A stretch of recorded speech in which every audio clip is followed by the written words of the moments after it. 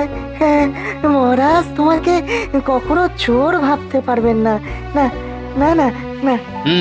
সেটা আমারও বিশ্বাস, বুঝলে। এদিকে চুরির কত দূর কিনারা হলো গোপাল? হ্যাঁ, কিছু দূর হয়েছে, তবে তবে একটা জায়গায় আমার সন্দেহ হচ্ছে। সময় গেলেই ঠিক বুঝতে পারবো। চুনোপুটি ধরে লাভ নেই, পিছনের ওই রাঘব বোয়ালটাকে ধরতে হবে, বুঝলে। হ্যাঁ, এই নাও চূর্ণ। এই চূর্ণ হচ্ছে বিচুটিকা চূর্ণ। হ্যাঁ, বেশ। হাতে দস্তানা পরে এই বিচুটিকা চূর্ণ ছড়িয়ে দিলেই চোরের খেলা শেষ। হ্যাঁ, শেষ। বাহ, বাহ বাহ, এতে আমার খুব উপকার হলো। আমাকে অনেক ধন্যবাদ বিজ্ঞানী।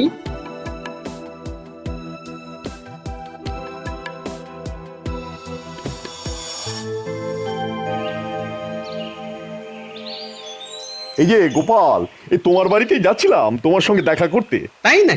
তোমাকে আর কি বলবো বলো, মহারাজ যে এরকম করতে পারে এটা তো আমার ভাবনার বাইরে ছিল। ও আচ্ছা। তোমার জন্য আমার বড়ই দুঃখ হয় গোপাল।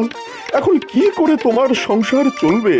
আমার গিন্নিও দিনরাত সেই চিন্তাই করে চলেছে। সত্যি কথা বলতে কি, আমি মহারাজকে কত করে বললুম, মহারাজ এমন করবেন না, আপনি গোপালকে রাজসভায় আসতে এভাবে মানা করতে পারেন না। সে কি আর করা যাবে, তবে মহারাজ নিশ্চয়ই